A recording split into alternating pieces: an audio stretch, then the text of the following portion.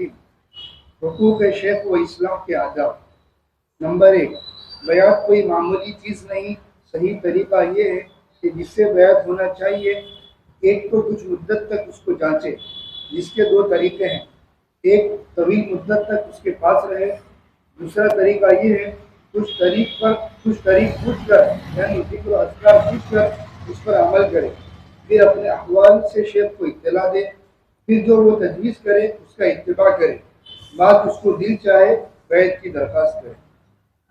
Number 2، مرید کی نیت رہبر بننے کی بھی نہ ہونی چاہیے، بلکہ یہ نیت ہو کہ ہمیں راستہ نظر آ جائے۔ اور رہبر بننے کی نیت شرک فی طریق ہے، بلکہ بزرگ بننے کی بھی نیت نہ ہونی چاہیے۔ اگر یہ نیت ہے تو وہ شخص غیر حق کا طالب ہے، خود کچھ تجویز نہ کرے۔ بسم اللہ الرحمن الرحیم، الحمدللہ رب العالمین، والصلاة والسلام علی سید الانبیاء والمرسلین محمد وآلہ وصحبہ اجمعین، اما بعد۔ پہلا طریقہ جو بتایا گیا وہ تو معروف ہے، اس میں تو کچھ زیادہ بتانے کی ضرورت نہیں ہے۔ جس سے تم بیعت ہونا چاہتے ہو ان کے پاس رہ کر دیکھ لو کہ تمہاری طبیعت ان سے ملتی ہے کہ نہیں، ان کی بات تم کو اچھی لگتی ہے کہ نہیں، ان کی بات سے تمہاری اصلاح ہوتی ہے کہ نہیں۔ اور اس کو اگر جب یہ پتہ چل جائے کہ تم معلوم ہوا کہ دونوں کے درمیان مناسبت ہے، اور جب مناسبت ہوگی تو فائدہ ہوگا۔ دوسری بات بتا رہے ہیں وہ بہت اہم ہے۔ ایک بزرگ کے متعلق نقل کیا جاتا ہے کہ ان کے پاس لوگ آتے تھے، کچھ مدت میں رہتے تھے، اصلاح کرتے تھے، اصلاح ہوتی تھی، اور اصلاح ہونے کے بعد ان کو خلافت مل جاتی تھی، وہ چلے جایا کرتے تھے۔ ایک آدمی تھا، وہ ان کے پاس بہت کثرت سے لمبے زمانے سے رہا، لیکن اس کو خلافت نہیں ملی۔ اب اس نے شیخ سے کبھی پوچھا کہ حضرت فلانا آیا، 10 دن میں چلا گیا، 15 دن میں چلا گیا، مہینے میں چلا گیا، میں اتنی مدت سے رہتا ہوں۔ تو حضرت نے پوچھا اس سے کہ تم کس وجہ سے یہاں رہتے ہو، کیا تیرا ارادہ کیا ہے؟ تو اس نے کہا کہ میرا ارادہ یہ ہے کہ مجھے بھی خلافت مل جائے تو میں بھی پیر بن جاؤں، اس وجہ سے میں آپ کے پاس ٹھہرا ہوا ہوں۔ تو حضرت نے فرمایا کہ یہی نیت تمہاری خراب ہے، اس نیت کی وجہ سے فائدہ نہیں ہو رہا۔ اور پہلے ہی سے تم کیا ہے، مدرس بننے کے ارادے سے، پہلے ہی سے تم شیخ الحدیث بننے کے ارادے سے پڑھ رہے ہو، تو کیا فائدہ ہوگا؟ تمہیں تو پڑھنا چاہیے علم حاصل کرنے کے لیے، پھر اس کے بعد جب تمہاری استعداد بنے گی تو اس استعداد کے مطابق اللہ تبارک و تعالیٰ تم کو جگہ دے گا۔ اب تم پہلے ہی سے یہ چاہتے ہو کہ مجھے خلافت مل جائے، میں بزرگ بن جاؤں، میں بھی پیر بن جاؤں، تو یہی تمہاری نیت کی خرابی ہے۔ اللہ کے لیے، اللہ کی رضا کو حاصل کرنے کے لیے، اللہ تبارک و تعالیٰ کے اطاعت کی فرما برداری اور اللہ تبارک و تعالیٰ کے اطاعت کا جذبہ تمہارے دل میں پیدا ہو، نفس اور شیطان کی مخالفت کا جذبہ پیدا ہو، اس لیے تمہیں مرید بننا چاہیے کہ میں مرید بنتا ہوں تاکہ میرے اندر یہ برائی ہے، یہ برائی ہے، یہ برائی ہے، یہ برائی نکل جائے تو فائدہ ہوگا۔ تو پہلا، اس قسم کی بعض مرتبہ ہماری نیت ہی خراب ہوتی ہے۔ وہ طالب علموں میں بھی یہی حال ہے۔ میں نے بتایا تھا کہ نظامیہ ایک بہت بڑا بادشاہ تھا، اس نے مدرسہ قائم کیا، اور مدرسہ قائم کرنے کے بعد اس کے دل میں خیال آیا کہ میں اس مدرسے پر ہر سال اتنے پیسے خرچ کر رہا ہوں۔ اس زمانے میں چندہ پر مدرسہ نہیں چلتا تھا، بادشاہ یا نواب یا مالدار آدمی جو ہوتے تھے اپنے طور پر مدرسے چلایا کرتے تھے۔ تو انہوں نے مدرسہ قائم کیا تو کہا ذرا دیکھو تو صحیح کہ لوگ جو مدرسے میں آ رہے ہیں، پڑھ رہے ہیں، کیا ہو رہا ہے، کام چل رہا ہے، نہیں صحیح پڑھ رہے ہیں کہ نہیں۔ وہ نکلا، بہت سارے طلبہ بیٹھے ہوئے تھے، کوئی تکرار کر رہا تھا، کوئی بحث کر رہا تھا، کوئی کچھ کر رہا تھا، کوئی کچھ کر رہا تھا۔ یہ ہر ایک کے پاس گئے اور جا کر پوچھا کہ بھائی تم کس وجہ سے پڑھ رہے ہو؟ میں اس وجہ سے پڑھ رہا ہوں کہ میں قاضی القضات بن جاؤں۔ کسی نے پوچھا تم کس وجہ سے پڑھ رہے ہو؟ تو کہ میں وزیر اعظم بننے کے لیے پڑھ رہا ہوں کہ اتنی صلاحیت ہو جائے کہ بادشاہ مجھے وزیر اعظم بنا دے۔ غرض کہ ہر ایک نے دنیاوی مقصد کے لیے ہی یہ تعلیم حاصل کرنے کا ارادہ بتایا، اس کو جو تھا وہ صاف صاف بتا دیا۔ اب اس نے ارادہ کر لیا کہ بھائی یہ تو सब बकवास है, लोग तालीम हासिल कर रहे हैं। या मैं अपनी तौर पर मिसाल बताऊं कि भाई तुम क्यों पढ़ रहे हो, कहते हैं कि मैं इसलिए पढ़ रहा हूँ कि बड़ा आलिम बन जाऊँ, तो फिर फॉरेन जाने का चांस हो जाए, वहाँ कोई बुला ले मुझे पढ़ने के लिए, पढ़ाने के लिए, इसलिए जा रहा हूँ, समझ में, शादी करने के लिए जा रहा हूँ, इस किस्म की चीज़ें, ये तो सब दुनियावी चीज़ें हैं, ये नीयत नहीं होनी चाहिए। बहरहाल बहुत दूर एक छोटा सा दिया जल रहा था और एक तालिब इल्म बैठकर उसमें पढ़ रहा था। बादशाह तो नाराज़ हो गया, उसने तो इरादा कर लिया कि मुझे कल से मदरसा बंद करना है, इस किस्म का पढ़ाने से फ़ायदा क्या है। लेकिन चलो वो अकेला बैठा है, जरा देखते लें, इससे भी पूछ लें। वो वहाँ गया और पूछा कि भाई साहब नदे, अकेले बैठे हो, दिया जला कर क्या कर रहे हो? कहा मैं पढ़ रहा हूँ। कहा क्यों पढ़ रहे हो तुम?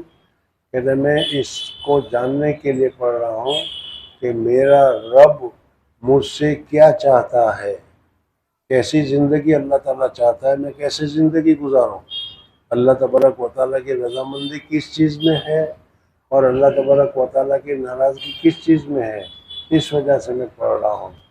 तो बादशाह ने कहा कि मैंने तो इरादा किया था कि कल से मदरसा बंद कर लूँ, लेकिन तेरी इस नीयत की वजह से अब मैं इरादा बदल रहा हूँ और मदरसे में तेरे जैसे मुखलिस, तेरे जैसे सच्चे, तेरे जैसे सही पढ़ने वाला चाहे एक ही हो, उसकी वजह से मैं मदरसे को बाकी रखता हूँ।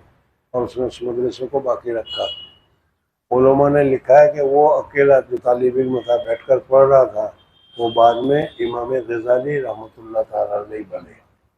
समझा गया? तो इस वजह से तसव्वुफ में भी यही हाल है कि मैं पीर बन जाऊं, मैं बड़ा बन जाऊं, मैं ये हो जाऊं, ये हो, सब दुनियादारी है। हमें तो इसलिए बैत करना है, इसलिए मामूलात की पाबंदी करना है कि हमारे अंदर नफसानियत है, शैतानियत है, अखलाक रजीला है। उन अखलाक रजीला को हमें निकाल कर अखलाक हसना पैदा करना है, हुज़ूर अकबर सल्लल्लाहु अलैहि वसल्लम की सुन्नतों वाली ज़िंदगी गुजारनी है।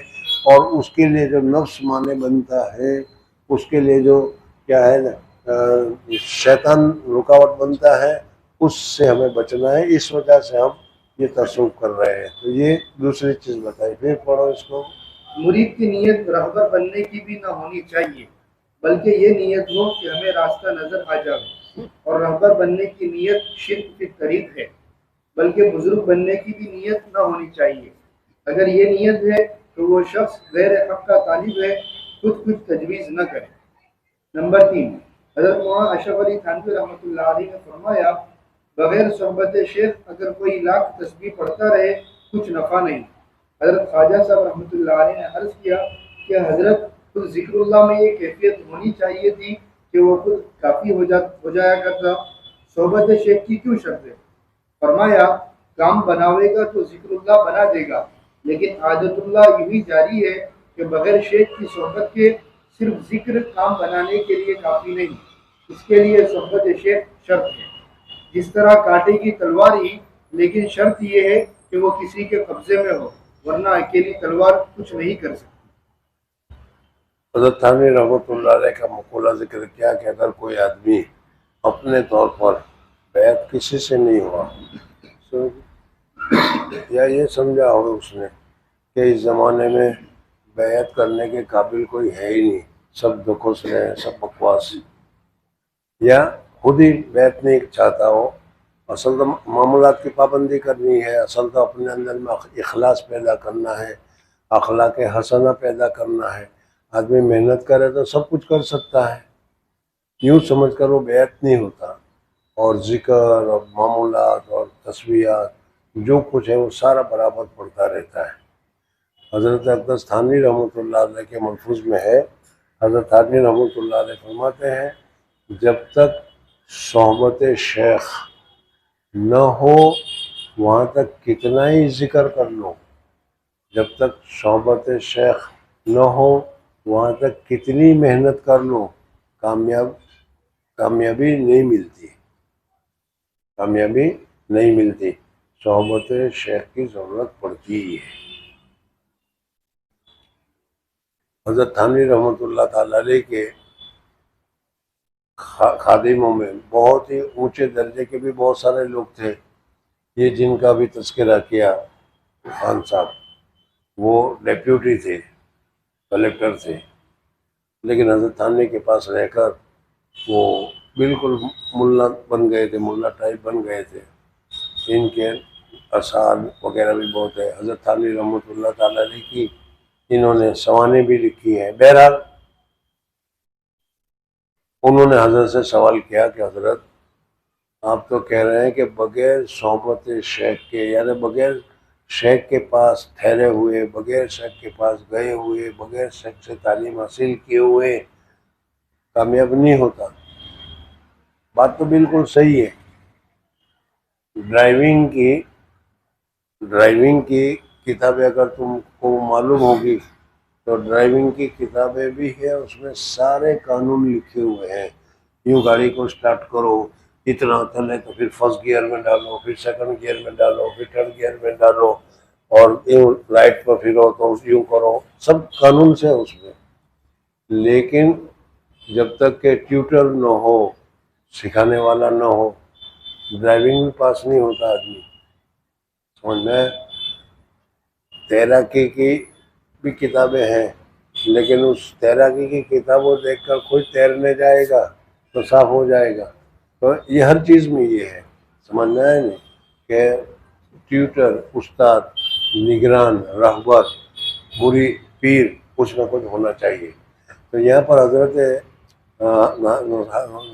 نے عزیز الحسن خواجہ ان کا نام تھا، انہوں نے خواجہ عزیز الحسن نے حضرت گنگوئی حضرت تھانوی رحمۃ اللہ تعالی علیہ سے سوال کیا کہ حضرت ذکر میں خود اتنی نورانیت ہے، ذکر میں خود اللہ تبارک و تعالیٰ کا ذکر پاک ہے، اور وہ آدمی کو کافی ہو جائے گا. جب ذکر کرتا رہے گا، ذکر کرتا رہے گا تو ذکر منزل مقصود پر پہنچا دے گا. تو اس میں پیر کی کیا ضرورت ہے کہ پیر کے پاس ہی ہو، پیر کے پاس ہی بیٹھا ہو، پیر کے پاس ہی صحبت میں رہا ہو، جیسا بھی شرط لگائی گئی. حضرت نے فرمایا کہ دیکھو یہ تو صحیح ہے کہ ذکر میں بہت سارے انوارات ہیں، بہت ساری طاقت ہے، بہت ساری نورانیت ہے، لیکن جب تک پیر کی معیت ساتھ نہ ہو، پیر کا سنگات، پیر کی رہبری ساتھ نہ ہو، یہ ذکر اتنا فائدہ نہیں دیتا، اتنا کام نہیں کرتا. آدمی کو کہیں نہ کہیں نقصانی ہو جاتی ہے، رک جاتا ہے، گڑبڑ ہو جاتی ہے. حضرت تھانوی رحمۃ اللہ تعالیٰ علیہ نے پھر مثال بتائی کہ دیکھو تلوار جو ہے تیز ہے، بہت تیز تلوار ہے، اس میں ہر چیز کے کاٹنے کی صلاحیت موجود ہے. آدمی کو مارے گا تو آدمی کو کاٹ دے گا، درخت کو مارے گا تو درخت کو کاٹ دے گا. بعض تلوار ایسے بھی ہوتے کہ لوہے کو مارو لوہے کو بھی کاٹ دیتی ہے. سمجھ میں آنے. لیکن نری تلوار، خالی تلوار کچھ نہیں کر سکتی. ہاں تلوار اگر کسی کے طاقت والے آدمی کے ہاتھ میں ہو اور اس سے اگر وہ کا کام کرے تو وہ تلوار کام کرتی ہے.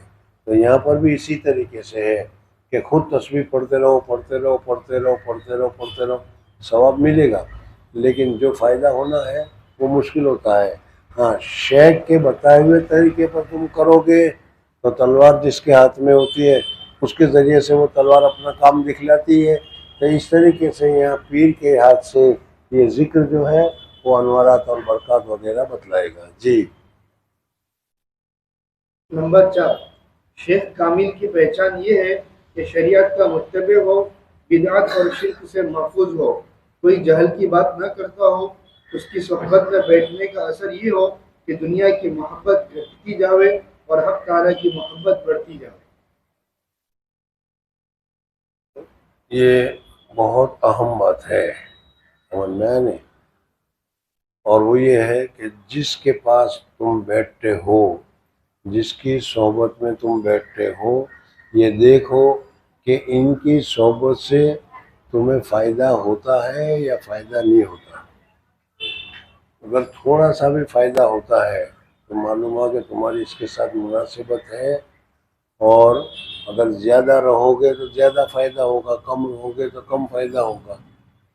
اب پہلی چیز تو یہ دیکھو کہ ان کی مجلس میں تم جاتے ہو، بیٹھتے ہو، مجلس ہے تو بہت ساری تم اٹینڈ کرتے ہو، کسی دوسرے کے مجلس میں جا کر بیٹھے، کسی تیسرے کے مجلس میں جا کر بیٹھے، کہیں واعظ میں جا کر بیٹھے، کہیں کیا ہے ویسے ہی کوئی مجلس ہوئی اس میں جا کر بیٹھے، تو اس کی مجلس میں بیٹھنے کا اور اس مجلس میں بیٹھنے میں تمہیں کیا فرق محسوس ہوتا ہے؟ جتنی دیر یہاں بیٹھے رہتے ہو تمہاری توجہ اللہ کی طرف، اللہ کی محبت کی طرف، اللہ کی رضا کی طرف ہوتی ہے، یہاں بیٹھے بیٹھے بھی خالہ اور بھنجی یاد آتی رہتی ہے؟ سمجھ میں؟ جتنی دیر بھی بیٹھے رہو گے اتنی دیر اگر تم کو اللہ کی یاد آتی ہے، دنیا سے تم کو نفرت ہوتی ہے، دنیا داری کی باتوں سے تم کو نفرت ہوتی ہے، سمجھ میں آ گیا؟ وہ جس کتنی دیر بھی بیٹھو گے وہاں پر وہ غیبت اور اس قسم کی چیزیں نہیں ہوتی، دینداری ہی کی بات ہوتی ہے۔ پھر تیسرا، دنیا داری کی بات نہیں ہوتی۔ بڑی اچھی قلم لگائی ہے یار، بہت اچھی ہے، اب یہ بھی سمجھے گا کہ نظر پڑی ہے قلم پر، حضرت کو چاہیے، آپ کی خدمت میں دیا ہے، سمجھ میں آئے نا؟ تو اس طریقے سے دنیا داری کی یا مانگنے کی بہت ساری صورتیں ہیں، وہاں یہ صورتیں تو نہیں ہیں۔ اگر ہے تو سمجھ لو کہ یہ دنیا دار ہے، دیندار نہیں۔ اگر آخرت کا طلبگار ہوتا تو وہ خود اپنے لیے بھی دنیا کو طلب نہیں کرتا۔ بعض مرتبہ اچھی چیز دیکھی، اچھا گھڑی دیکھی، اچھا کھانا دیکھا، ماشاءاللہ کیا کہنا، سمجھ میں آیا نہیں؟ اور اس طریقے سے آپ حضرات اس پہ ماہر ہے، اس لیے بتانے کی زیادہ ضرورت نہیں ہے۔ تو ایسی چیز اگر نہ ہو، تمہاری طبیعت آخرت کی طرف مائل ہوتی ہو، تمہیں اپنے گناہ نظر آئے۔ حضرت اقدس مفتی محمود صاحب نور اللہ مرکزہ سے کسی نے پوچھا کہ حضرت آپ کے زمانے میں حضرت شیخ الاسلام مولانا حسین احمد مدنی اور بھی بہت سارے اکابر، قاری طیب صاحب وغیرہ وغیرہ بڑے بڑے حضرات تھے، آپ نے حضرت شیخ سے بیعت کیوں کی؟ تو انہوں نے فرمایا کہ حضرت شیخ کے مجلس میں جب بیٹھتا تھا میں تو مجھے سارے گناہ اپنے میرے سامنے آ جاتے تھے، تو گنہگار ہے، تو ایسا ہے، ایسا ایسا ایسا ایسا ایسا، تو مجھے لگا کہ ان کے پاس رہنے سے میری اصلاح ہوگی، میری صفائی ہوگی، اس وجہ سے میں نے بیعت کی۔ سمجھ میں آ گیا؟ تو جس سے، اس لیے پہلے بتا رہے ہیں کہ جس سے تمہیں بیعت ہونا ہے اس کے پاس کچھ مدت رہ کر دیکھ لو۔ اس لائن میں بھی سچے اور جھوٹے بہت ہیں، میں نے کئی مثالیں تمہیں بتائی۔ اس وجہ سے سچوں کا انتخاب کرو کہ وہ خود بھی آخرت کی طرف متوجہ ہو، وہ خود ہی اللہ تبارک و تعالیٰ کی رضا کا طالب ہو، تو اس کا دامن تھامو گے تو فائدہ ہوگا۔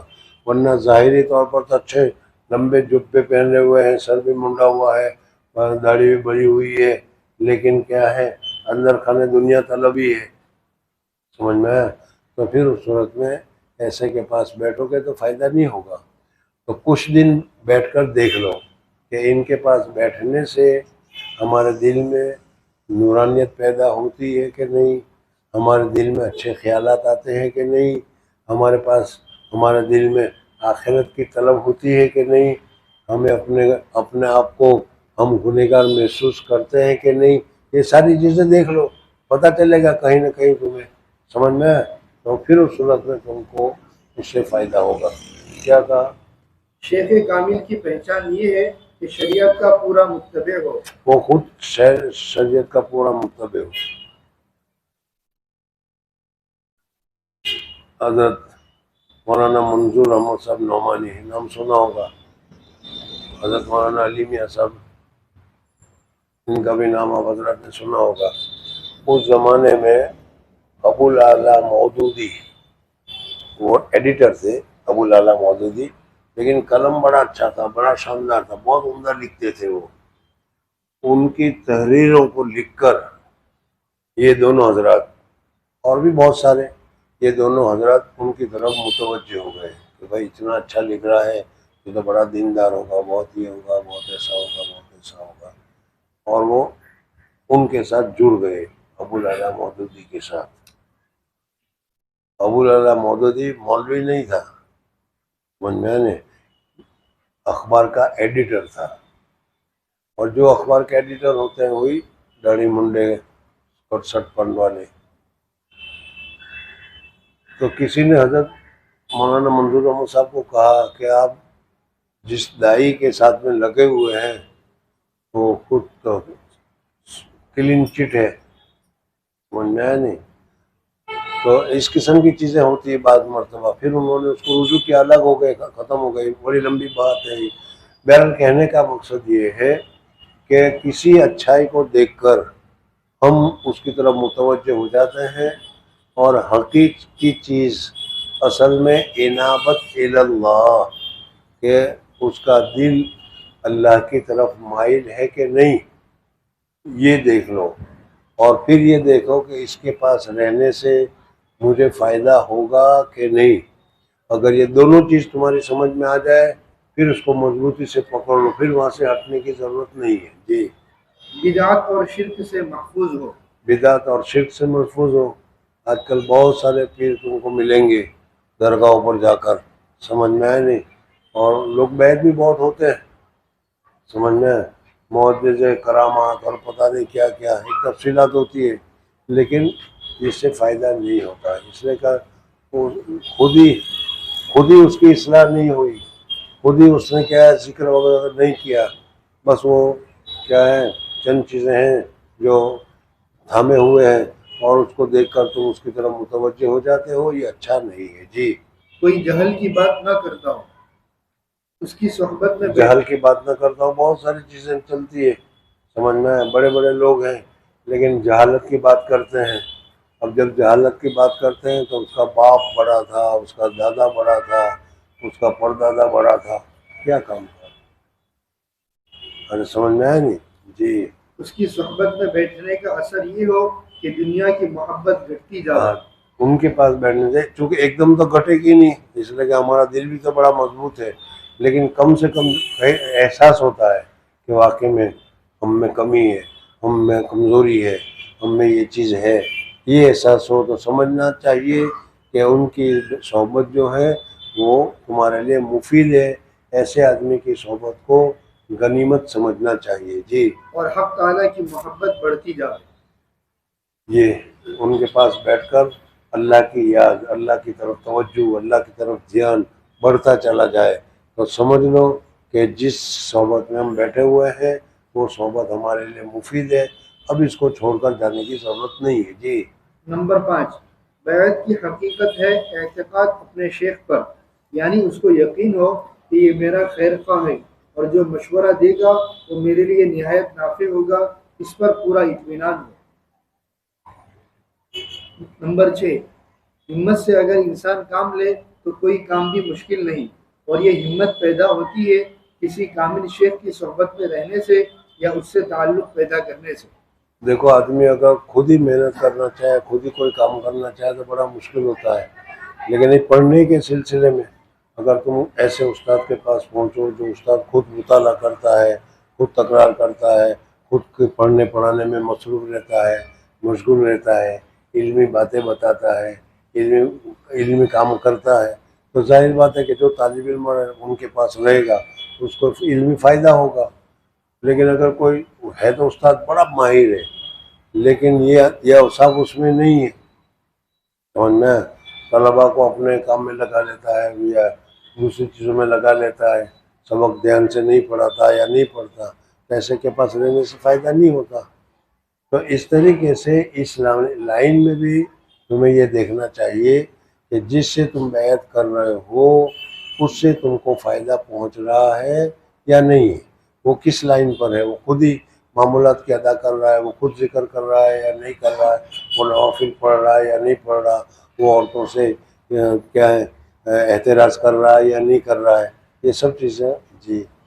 نمبر 7، جب تک نسبت راسخ نہ ہو جاوے مختلف بزرگوں سے ملنا اچھا نہیں، کسی کے پاس اپنے شیخ کے علاوہ اس ارادے سے نہ جاوے کہ فائدہ پہلی بات تو یہ ہے کہ اس لائن میں وحدت ہونی چاہیے، سمجھ میں آئے نہیں؟ جو کچھ مجھے فائدہ پہنچے گا یہیں سے پہنچے گا۔ اس اب تمہارے دل میں جب تک کہ پختہ بات پیدا نہ ہو جائے وہاں تک دوسری جگہ جاؤ گے، وہ دوسرا طریقہ بتائے گا۔ نقش بندیہ سلسلہ کے کسی پیر کے پاس جاؤ گے، نقش بندیہ کا سلسلہ بتائے گا۔ قادریہ سلسلہ والوں کے پاس جاؤ گے تو وہ قادریہ سلسلہ بتائے گا۔ چشتیہ کے پاس جاؤ گے تو چشتیہ والا بتائے گا۔ اب تم سوچ میں پڑ جاؤ گے کہ میں یہ کروں کہ یہ کروں کہ یہ کروں کہ یہ کروں، کچھ بھی نہیں کرتے پھر، سمجھ میں آیا؟ لہذا ایک راستے پر چلو اور اصلاح کی کوشش کرو، اور جس راستے کو بھی تم نے پسند کیا ہے، مثلا سلسلے چشتیہ کو پسند کیا ہے تو چشتیہ کے طریقے پر شیخ نے بتایا اس طریقے سے مکمل عمل کرو۔ عمل کرتے کرتے تمہاری استعداد اور صلاحیت پختہ ہو جائے گی۔ اب تم دوسری طرف توجہ کرو، دوسرے طریقے کو دیکھو، تو یہ نقصان دہ نہیں ہے، دوسرا کر سکتے ہو۔ نہیں سمجھ میں آیا تو پھر دوسری مثال بتاؤں۔ ہم لوگ جب پڑھتے تھے، یا آپ لوگ کو بھی ہے کہ اس وقت آپ لوگوں کو جماعت اسلامی مودودی کی کتابیں دیکھنا مفید ہے کہ نہیں؟ کہتا ہے کہ ہم کو تو اپنی کتابیں بھی دیکھنا مفید نہیں لگتی تو دوسری کون سی لگے گی؟ حضرت کیا ابوالعلا مودودی کتابیں ہیں، عبداللہ مودودی کی تفسیر بھی ہے، اب وہ دیکھنا چاہیے یا نہیں؟ تو ہمارے اکابرین نے تو ہم کو منع کیا کہ دیکھنے کی ضرورت نہیں ہے۔ کیوں؟ اس لیے کہ تمہارے اندر ابھی علمی صلاحیت اتنی نہیں ہے کہ غلط اور صحیح کو تم پہچان سکو۔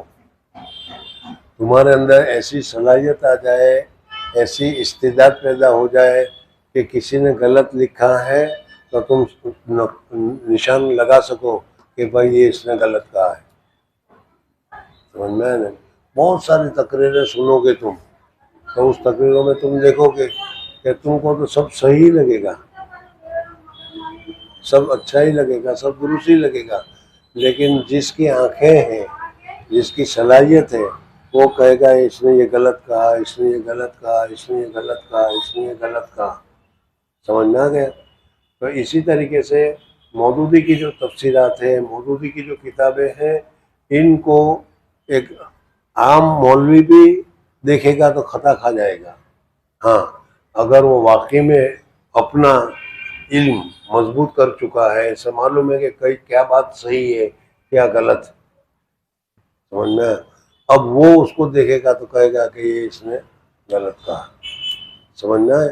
تو اسی طریقے سے اس لائن میں بھی تم اس سے الگ الگ پیروں کے پاس، الگ الگ لوگوں کے پاس جاتے رہو گے، ان کی بات سن کر اس کے مطابق عمل کرتے رہو گے تو یہ نقصان ہوگا۔ پھر بتاؤ۔ جب تک نسبت راسخ نہ ہو جب جائے، تک نسبت راسخ نہ ہو جائے، مضبوط نہ ہو جائے، وہاں تک مختلف بزرگوں سے ملنا اچھا نہیں۔ کسی جاؤ، بیٹھو، بات سن لو، ٹھیک ہے، لیکن اپنے شیخ کے ساتھ مضبوطی کے ساتھ جمے رہو۔ جب تمہارے اندر صلاحیت آ جائے گی، ایک استعداد آ جائے گی، اس وقت تم دوسری جگہ جاؤ گے تو نقصان نہیں ہوگا، تمہیں معلوم ہوگا کہ نہیں میرے شیخ نے تو مجھے یہ بتایا، مجھے تو یہ کرنا ہے۔ جی، کسی کے پاس اپنے شیخ کے علاوہ اس ارادے سے نہ جاوے کہ فائدہ و برکت حاصل ہو، اور بعد رسوخ نسبت خود ہی جانے کو دل نہ چاہے گا۔ یہ دوسری بات ہے کہ جب تمہارے اندر میں خود صلاحیت پیدا ہو جائے گی تو ہوگا کہ اب تو مجھے اسی راستے سے سب کچھ ملا ہے، ہم پھر کیوں چھوڑیں اس کو؟ جی، وہ عورت فاحشہ ہے جو اپنے خاوند کے سوا دوسرے پر نظر کرے، اسی طرح مرید کو شیخ کے علاوہ کسی دوسرے پر نظر نہ کرنی چاہیے۔ یہ مثال اچھی طرح سمجھ میں آ گئی ہوگی، چل آ گئی۔ شیخ کو یہ سمجھے کہ میرے لیے سب سے نافع یہی ہے۔ یہی ہے جو عورت ہے اپنے شوہر کو سمجھے کہ مجھے جو کچھ بھی ملے گا، جو راحت ملے گی، جو سہولت ملے گی، جو کچھ ملے گا، اسی منصب سے ملے گا، سمجھ میں آیا نہیں؟ ادھر ادھر دوسرے مول صاحب کی طرف نظر نہیں لگاتی وہ، تو ظاہر بات ہے وہ. جی اس کو وحدت مطلب کہتے ہیں. اس کو وحدت مطلب کہتے ہیں کہ جو مطلب تمہیں حاصل کرنا ہے اس میں یک درگیر و محکم گیر، ایک دروازے کو پکڑو اور مضبوطی سے پکڑو کامیابی چاہتے ہو تو. لیکن اگر ایک در کو نہیں پکڑو گے، کچھ دن یہاں پر بھی، کچھ دن وہاں پر بھی، کچھ دن وہاں پر بھی، کچھ دن وہاں پر بھی، تاکہ سب جگہ تمہاری عزت ہوتی رہے. جہاں جاؤ گے وہ عزت کریں گے کہ نہیں؟ بہت دن کے بعد آئے، آ جاؤ آ جاؤ آ جاؤ، سمجھنا ہے؟ تو پھر ویسے ہی ہوگا وہ، یک درگیر و محکم گیر. جی البتہ نسبت راسخ ہو جانے کے بعد پھر جہاں چاہے جاوے.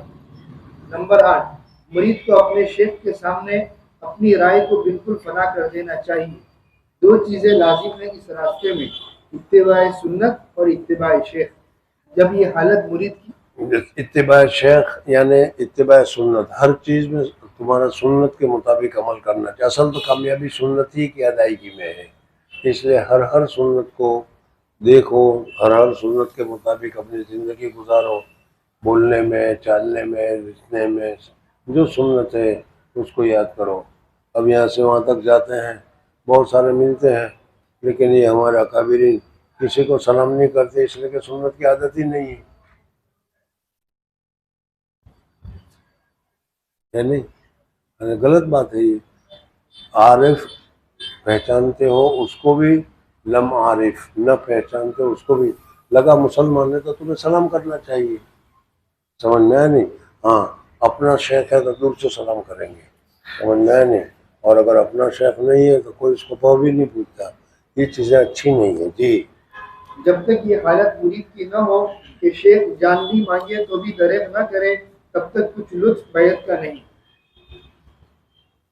یعنی کہنے کا مقصد یہ کہ شیخ کے بالکل تابع ہو جاؤ، وہ کہہ کے جان دے دو کہ تیار ہو. جی نمبر 9، جو ذکر شغل کے لیے آوے شیخ کے پاس، اس کو کسی بات سے تعلق نہیں رکھنا چاہیے، بس اپنے کام میں مشغول رہے، نہ کسی کا پیغام پہنچاوے اور نہ کسی کا سلام شیخ کو پہنچاوے، خود بھی کسی اور جانب متوجہ نہ ہو اور نہ شیخ کو متوجہ کرے. اگر کسی کا سلام پہنچایا تو گویا اس نے خود اپنے شیخ کو دوسرے کی طرف متوجہ کیا، جو اس کی غیرت عشق کے بھی خلاف ہے.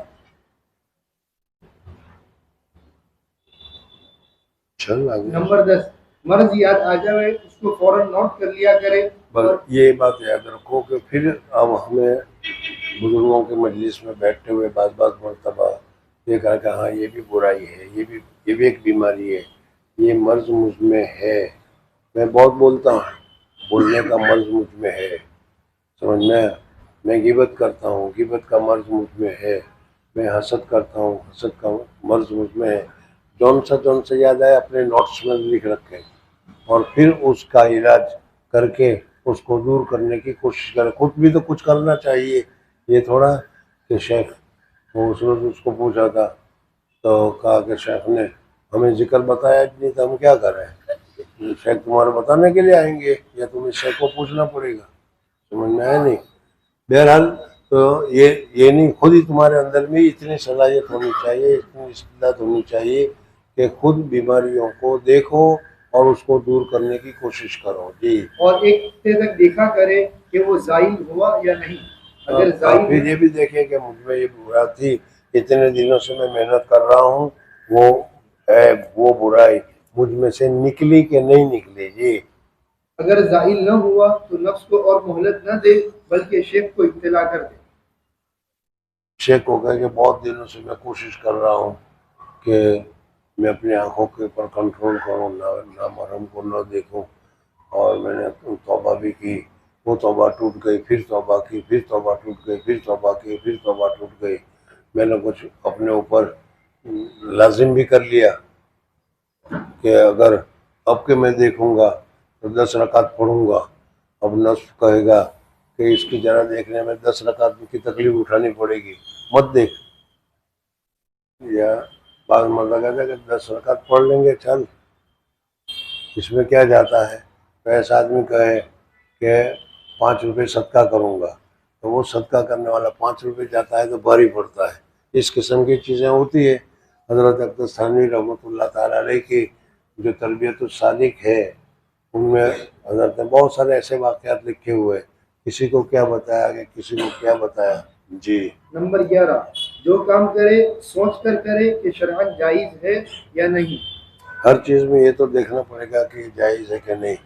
دارالفتہ والوں کو میں نے بتایا تھا کہ ہر چیز میں دیکھے کہ اگر یہی فتویٰ میرے پاس آیا، یہ کام جب ہو رہا ہے یہ جائز ہے کہ ناجائز، اس کو دیکھو، تو پھر اس صورت میں پھر کیا ہے، ہر والا دیکھنے کی، کتاب دیکھنے میں صلاحیت پیدا ہوگی. تو اسی طریقے سے ہر کام کو کرنے میں دیکھو کہ یہ کام جائز ہے کہ ناجائز. جی.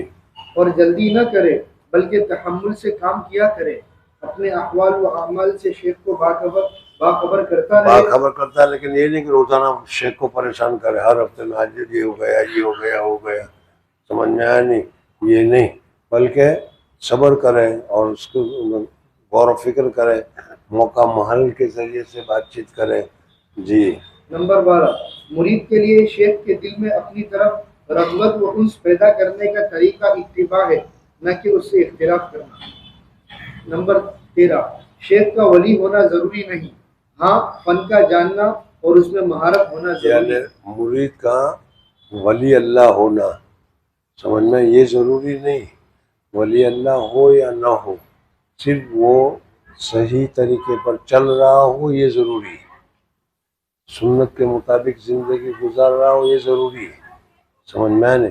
چاہے ولایت اس کو حاصل ہو یا ولایت حاصل نہ ہو. جی.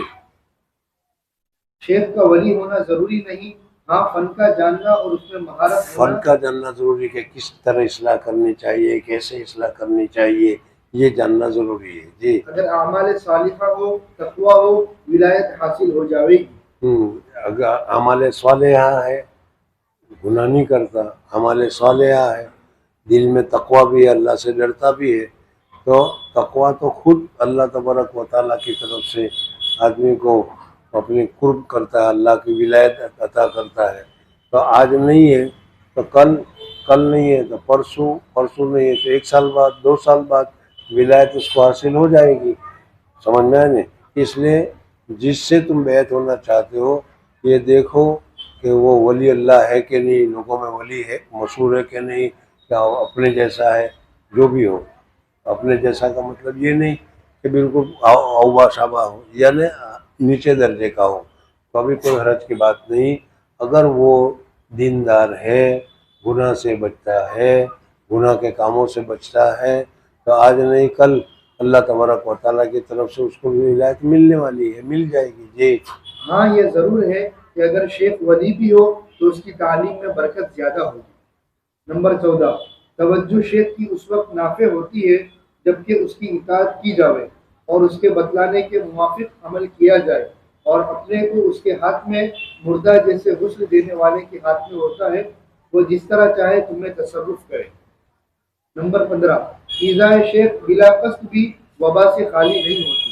یہ بات یاد رکھے خاص طور پر کہ شیخ کو تمہاری طرف سے کوئی اذیت، کوئی ناراضگی نہیں پہنچنی چاہیے کسی طرح سے، کسی وجہ سے بھی. شیخ کو اگر اذیت پہنچی تو شیخ کا دل اگر ناراض ہوا تو فوراً دیوار پڑ جائے گی. شیخ کا فیض جو آتا ہے وہ فیض رک جائے گا، جب تک کہ وہ دیوار ہٹے گی نہیں، راضی نہیں ہوگا وہاں تک. اس لیے اگر کسی وجہ سے شیخ ناراض ہوا ہو تو کس وجہ سے ناراض ہوا اس کی تلاش کر کے جلد سے جلد اس ناراضی کو دور کرنے کی کوشش کرنی چاہیے. یہ نہیں کہ ناراض ہوا تو جانے دے، یہ گیا تو کام نہیں، دوسرے دنیا میں کچھ پیر تھوڑے ہیں، دوسری جگہ چلے جائیں گے، یہ ہوتا ہے. یہ ایسا درست نہیں ہے. جی. نمبر 16، اس راستے میں سب سے زیادہ جو نقصان دہ چیز ہے وہ شیخ پر اعتراض ہے، اس کا ہمیشہ خیال رکھیں.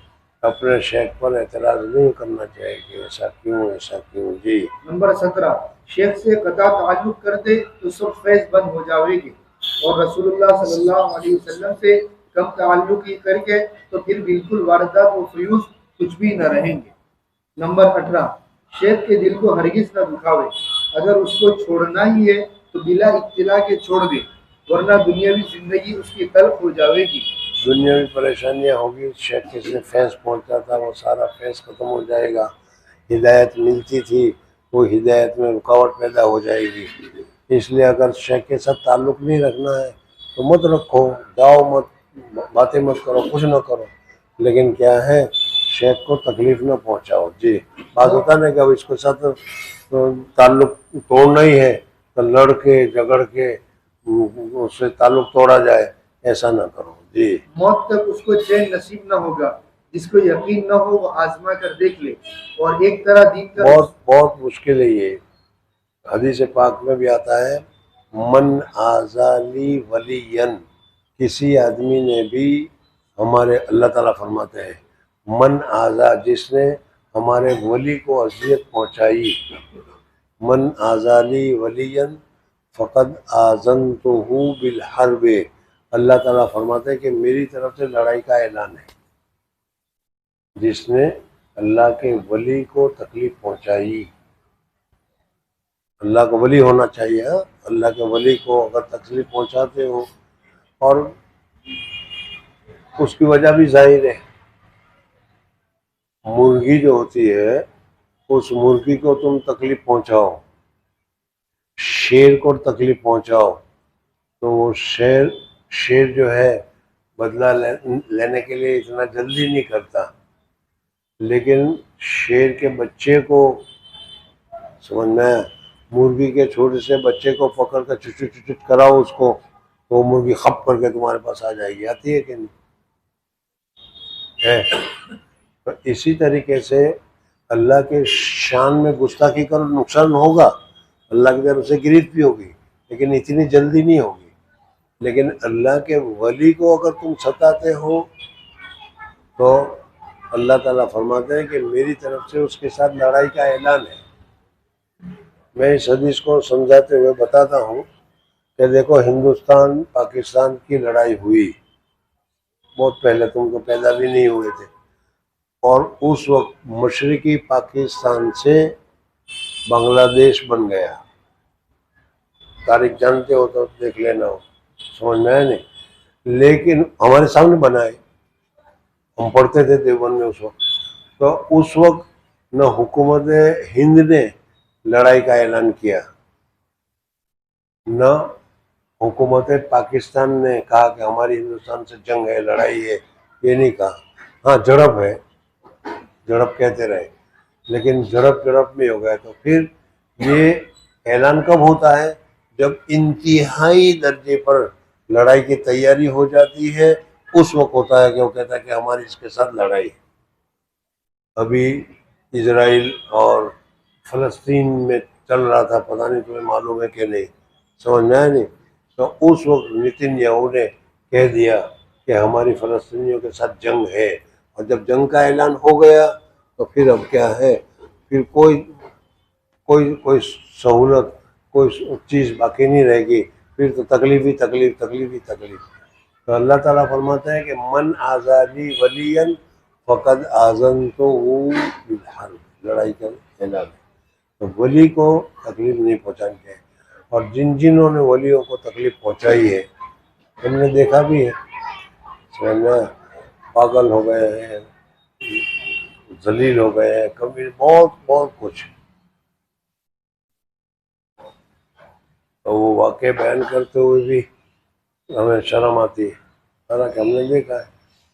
ایک زمانہ تھا ہندوستان کی آزادی کا زمانہ چل رہا تھا، 47 والا آزادی کا زمانہ چل رہا تھا، ابھی آزادی نہیں ملی تھی. اس وقت مسلمانوں میں 2 جماعت ہو گئی. ایک جماعت تو کہہ رہی تھی کہ پاکستان چاہیے، اور ایک جماعت کہہ رہی کہ پاکستان کی ضرورت نہیں ہے، ہمیں تو مل کر رہنا ہے. سمجھ میں جمعیت علماء ہند مل کر رہنے والی تھی، اور حضرت تھانوی اور کیا ہے مسلم لیگ کہتے ہیں کہ ہمیں مستقلاً پاکستان الگ چاہیے. اور اس وقت میں بہت کچھ ہوا. حضرت شیخ فرمایا کرتے تھے کہ مسلم لیگ والے جلوس نکالتے تھے، رمضان میں جلوس نکلتا تھا، جیسا مثلاً ہر آزادی کے موقع پر جلوس وغیرہ نکلتا ہی ہے. تو نکلتا تھا تو اس میں وہ لوگ کہتے تھے مر کے لیں گے، مار کے لیں گے پاکستان۔ تو حضرت فرمایا کرتے تھے، میں سوچا کرتا تھا کہ اللہ، پاکستان لینا ہو تو لو، لیکن مر کے اور مار کے کیوں لے رہے ہو؟ اور پھر 47 پر جب آزادی ملی تو پوری کی پوری ٹرین یہاں سے جاتی تھی تو وہ کٹ جاتی تھی، وہاں سے جو ٹرین آتی تھی وہ کٹ جاتی تھی، ہزاروں آدمی، ہزاروں مسلمان، مرد عورت، پتہ نہیں کیا کیا، یہ تاریخ سمجھ میں آیا نہیں۔ بہرحال اللہ کے ولیوں کو تکلیف نہیں دینی چاہیے۔ حضرت مدنی جمعیت علماء والے تھے، شیخ الاسلام مولانا حسین احمد مدنی، سمجھ میں آیا، دارالعلوم دیوبند کے شیخ الحدیث تھے، جمعیت علماء والے تھے۔ یہ کہتے تھے کہ یہیں رہو، مولانا ابوالکلام آزاد کہتے تھے یہیں رہو، اگر یہ روکتے نہیں تو اتنے جو ہے وہ بھی سارے بھاگ لیے ہوتے، تو دارالعلوم دیوبند کا کیا ہوتا، دلی کی جامع مسجد کا کیا ہوتا؟ سمجھ میں آیا کہ نہیں؟ خیر بہرحال یہ اب تم لوگ نہ تو تمہیں اپنی تاریخ معلوم ہے، نہ ہندوستان کی تاریخ معلوم ہے، اس لیے سب بتانا پڑتا ہے۔ بہرحال میں جو بتانا چاہ رہا تھا وہ یہ کہ اس وقت اکابرین کا اکابرین ہے، اس کی مثال کیا بتانے کی۔ آج کل چل رہا ہے مولانا اسد صاحب کے خلاف، کچھ لوگ مولانا اسد صاحب کے فیور میں ہیں، اور اتنے فیور میں کہ اللہ کا ولی اور کرامت اور پتہ نہیں کیا کیا بتاتے ہیں، اور کچھ خلاف بتاتے ہیں۔ ایک نظیر ہے کہ نہیں تمہارے سامنے، حالانکہ یہ صحیح نہیں ہے، ہم اس کو صحیح نہیں مانتے، بہرحال ہے یہ نظیر۔ تو یہی نظیر اس زمانے میں تھی، جو پاکستان کے فیور والے تھے وہ جمعیت علماء کے کٹر دشمن، اور جمعیت علماء والے تھے وہ مسلم لیگ کے کٹر دشمن، دو مسلمان جماعت۔ بولنے کو بھی پسند نہیں آتا، اس لیے کہ تم لوگوں کو معلوم نہیں، اور میں بتاؤں تو پتہ نہیں اس کو کیا کہاں لے جاؤ گے، کیسے کرو گے۔ بعض جگہ پر حضرت اقدس مدنی رحمۃ اللہ علیہ تقریر وغیرہ کرنے جایا کرتے تھے کہ یہیں رہنا، یہ وہ ہے، تو اس پارٹی کے جو لوگ تھے اس میں سے کٹر تو ہر جگہ ہوتے ہی ہے، میں نے ابھی مثال بیان کی، اس میں تم دیکھ رہے ہو۔ تو ایک آدمی حضرت مدنی کے سامنے کرتے نکال کر، پاجامہ نکال کر بالکل ننگا ہو گیا، حضرت مدنی کی اذیت دینے کے لیے، تکلیف دینے کے لیے۔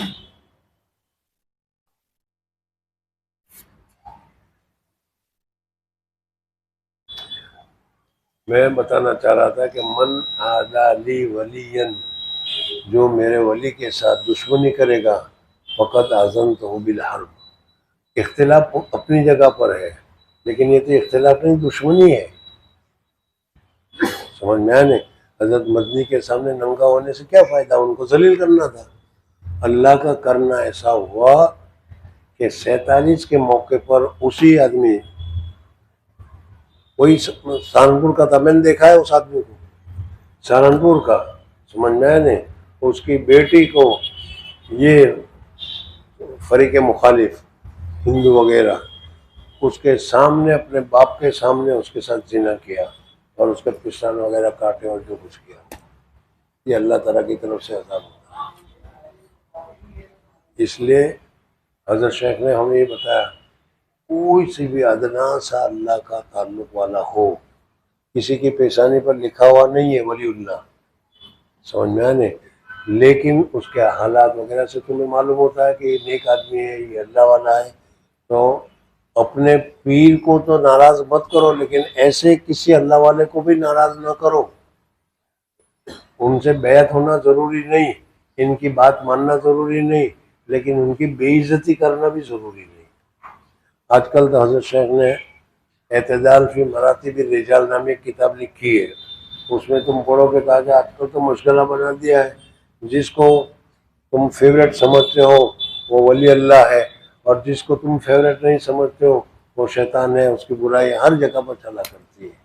اس وجہ سے میں نے ذرا یہ تفصیل بتائی آپ حضرات کو کہ دیکھو بیعت ہونا ہر ایک سے ضروری نہیں، اس کی بات ماننا بھی ضروری نہیں، سمجھنا، اس کو پیر ماننا بھی ضروری نہیں، اس کے ساتھ پیر کا تعلق رکھنا بھی ضروری نہیں، لیکن ان کی ذرا سی بھی بے عزتی کرنا یہ ہمارے لیے نقصان دہ ہے، ہمیں اس سے بچنا چاہیے، سمجھنا ہے۔ آج تو ہم اس کا خیال نہیں رکھتے، اس وجہ سے یہ ساری چیزیں بتائی گئی۔ اللہ تبارک و تعالیٰ مجھے اور آپ حضرات کو عمل کرنے کی سعادت اور توفیق نصیب فرمائے۔ حالات بہت خراب ہیں، اور اس وقت میں تو آپ دیکھتے ہو کسی کو بخشا نہیں جا رہا۔ واٹس ایپ پر دیکھ رہے ہوں گے آپ لوگ، مولانا ارشد مدنی کے خلاف، مولانا محمود مدنی کے خلاف، مولانا کلیم صدی کے خلاف، کسی کے خلاف بھی اگر دیکھنا ہو تو دیکھ لو، سمجھ میں ہے؟ ہمیں کیا ضرورت پڑی اس بات کی؟ سبحان اللہ و بحمدہ، سبحانک اللہم و بحمدک۔